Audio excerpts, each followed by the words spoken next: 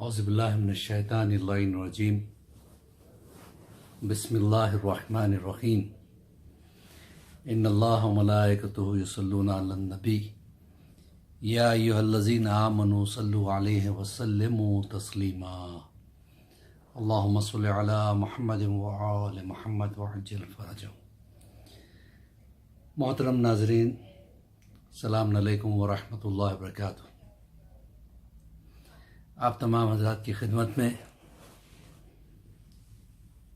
پھر سے میں تربیت اولاد کے حوالے سے حاضر ہوا ہوں، اور میں برابر جیسے کہ گزشتہ درسوں میں بھی میں نے آپ سے گزارش کی تھی، اس مرتبہ بھی آپ تمامی حضرات سے گزارش گزار ہوں۔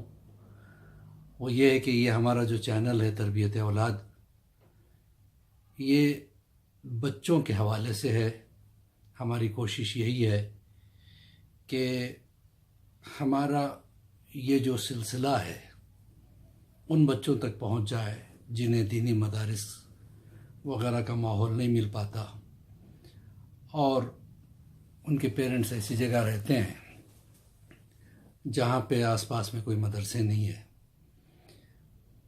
تو گزشتہ کلاسز میں ہم نے جو ہے نا اصول دین فروع دین کی گفتگو کی تھی۔ اس کے بعد ہمارا یہ دوسرا ایپیسوڈ چلا ہے جناب انبیاء، جتنے بھی انبیاء آئے ہیں ان میں سے جو مشہور انبیاء ہیں، ہم انشاءاللہ ان کے بارے میں ایسی چیزیں آپ تک پہنچانے کی کوشش کریں گے جو عام طور سے لوگوں کو نہیں پتہ ہے۔ تو ہماری گفتگو چل رہی ہے جناب آدم کے حوالے سے۔ گزشتہ کلاس میں ہم نے بتایا تھا کہ جناب آدم جو ہے کس طرح سے یعنی جنت سے دنیا کی طرف آئے، اور آپ تمامی حضرات مسلسل خطبہ سے، ذاکرین سے، علماء سے اور اپنے اپنے ٹیچروں سے سنتے چلے آئے ہوں گے کہ اللہ نے کس طریقے سے جناب آدم کا پتلا بنایا، پھر اس کے بعد کس طریقے سے اس میں روح پھونکی گئی، اور جب سجدے کا حکم ہوا تو سب نے سجدہ کیا لیکن شیطان نے نہیں کیا، جبکہ شیطان دنیا میں پہلے جو ہے نا انسانوں سے پہلے اجنہ ہوا کرتے تھے، اور شیطان کے لیے قرآن نے کہا وَكَانَ مِنَ الْجِنِّ، وہ جناتوں میں سے تھا، جنات قوم ایک ہوتی ہے اس میں سے تھا، اور اس نے اتنی عبادت اللہ کی اتنی عبادت اللہ کی کہ 6000 سال تک عبادت مسلسل کرتا رہا۔ اس میں اس نے حد یہ کر دیا کہ ایک سجدہ 2000 سال تک کا طویل سجدہ کیا۔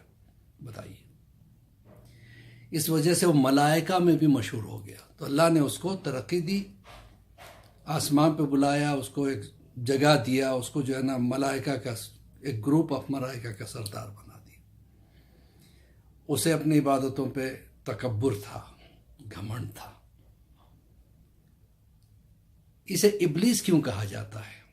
اس لیے کہ جب سب نے سجدہ کیا اور اس نے نہیں کیا، اور ریزن جب پوچھا گیا تو اس نے یہی بتایا تھا کہ پروردگار تو نے آدم کو جو ہے مٹی سے خلق کیا اور مجھے آگ سے خلق کیا، لہٰذا میں آدم کو کیسے سجدہ کر سکتا ہوں؟ تب اللہ نے کہا تو نے تکبر کیا اور لہٰذا تو ہمارے دربار سے چلا جا۔ خیر، یہ ایک سبھی جانتے ہیں اس چیز کو۔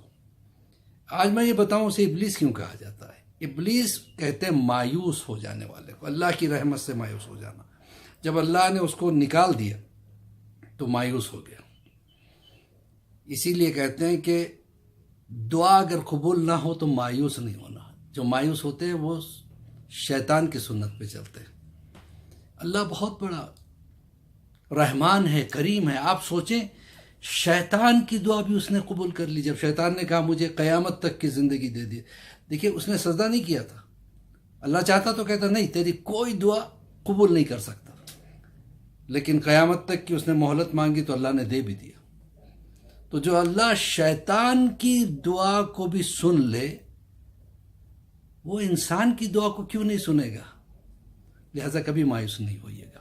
اچھا، دوسری بات یہ ہے کہ جب جناب آدم से क्या झगड़ा था इस शैतान का? हसद। हसद जो है ना बहुत बुरी बला का नाम है, ये शैतान की सुन्नतों में से है।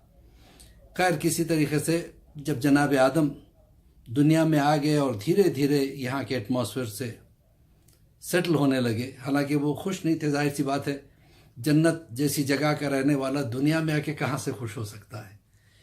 लिहाजा बहुत रोए, बहुत रोए। 180 साल तक जनाब आदम तौबा करते रहे। एक छोटे से गुनाह तो नहीं कहना चाहिए, तर्क ऊला, जो एक छोटा सा तर्क ऊला हो गया था, उसकी वजह से 180 साल तक जनाब आदम रोते रहे। अब उसके बाद जब जनाब आदम की तौबा कबूल हो गई, तब जनाब आदम जो है ना बहुत ज़्यादा यानी खामोश रहा करते थे। एक दिन जिब्राइल ने पूछा, क्या बात है, आप बहुत खामोश रहते हो? कहा क्या बताऊं, जब मैं जन्नत में था तो फरिश्तों की बातें सुना करता था, अब मैं फरिश्तों की गुफ्तगू नहीं सुन सकता हूँ, वो मज़ा मुझे कैसे आएगा? कहा कि अल्लाह ने कहा कि ऐ जिब्राइल, आदम से कहो कि ये मक्का का सफ़र करें और वहाँ पे जाके खाने काबा बनाएं और उसका तवाफ़ करें, तो इन्हें वो मज़ा आएगा जो जन्नत में फ़रिश्तों के साथ इनकी सोहबत हुआ करती थी। तो पता चला हज में इंसान को वो लुत्फ़ मिलता है जैसे वो मलाइका के साथ है। तो जनाब आदम जिब्राइल के साथ मक्का पहुँचे और जनाब आदम ने जिब्राइल के कहने पर मक्का में खाने काबा की बुनियाद रखी और सबसे पहले खाने काबा को जनाब आदम ने बनाया था, फिर उसका तवाफ़ किया था। फिर मैंने कहा था ना कि जनाब आदम को जो है ना 936 साल की उम्र मिली थी, 936 ईयर्स उनकी एज रही। और जब वो दुनिया से गुजरे हैं तो उनकी औलाद औलाद की औलाद औलाद की औलाद होते होते तकरीबन 40,000 अफराद दुनिया में उस वक्त रहा करते थे। उसमें जो कौम थी काबिल की, बनु काबिल उसका नाम था, जो जनाब आदम के ख़िलाफ़ हुआ करती थी और वो जनाब आदम की बातों को नहीं मानते थे वो लोग। तो अब नबुवत के सिलसिले में जनाब आदम के बाद जनाब इदरीस वो अजीम नबी हैं जिन्होंने कई चीज़ें बल्कि कई एहसानात हम इंसानों पे जनाब इदरीस ने किए। जनाब इदरीस का जो नाम है वो इदरीस कैसे पड़ा, जबकि इनका नाम अखनूक था? इसलिए पड़ा कि सबसे पहले किताब का दर्स इन्होंने दिया था। इन पे 30 सहीफे नाजिल हुए थे और सबसे पहले किताब इन्होंने पढ़ाई, ये दर्स लिया करते थे, लिहाजा इन्हें इदरीस कहा जाता है। और इन्होंने कई एहसानात इंसानों पे किए। वो ये कि सबसे पहले कलम जनाब इदरीस ने बनाया, वरना आज जो कलम हमारे हाथों में है ये जनाब इदरीस का दिया हुआ तोहफा है। तो जनाब इदरीस ने सबसे पहले कलम बनाया।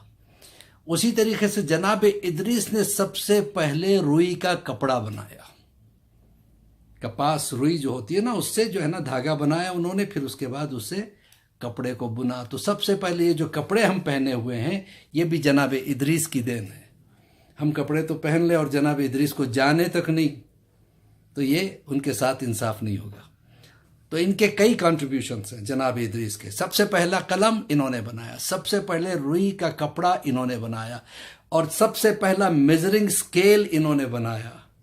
आज जो नाप तोल वगैरह होता है, जो भी है, चाहे जिस चीज़ से भी है, तो ये स्केल की ईजाद जनाब इदरीस की है। और इनकी एज क्या थी? जनाब इदरीस ने जो है ना 82 साल की उम्र पाई थी, यानी 82 ईयर्स इनकी एज हुई थी। और सबसे आखिरी बात, फिर उसके बाद मैं इजाज़त चाहूँगा, वो ये है कि सबसे पहले जिहाद भी बनु काबिल के साथ जनाब इदरीस ने किया था। तो जनाब इदरीस के बहुत सारे कंट्रीब्यूशंस हैं। आज इंसान की जो तरक्की है, इंसान अब तो मीडिया वगैरह आम हो रहा है, वरना पहले किताबों का दौर था। ये किताबों का जो सिलसिला चला है, किताब लिखने का, ये जनाब इदरीस के दौर से चला। इसी के साथ मौलवी अब्बास अली खोई का सलाम कबूल करें اور ہم سب مل کے سارے مومنین کے لیے، ہمارے لیے، آپ کے لیے، سب کے لیے دعا کرتے ہیں پروردگار بحق زہرا و بہا والوہا بنوہا، ہماری اس کوشش کو جو ہم نے شروع کی ہے اس کو قبول فرما۔ پروردگار جتنے بھی مومنین مومنات جہاں جہاں بھی ہیں پروردگار انہیں اپنے حفظ و امان میں رکھنا۔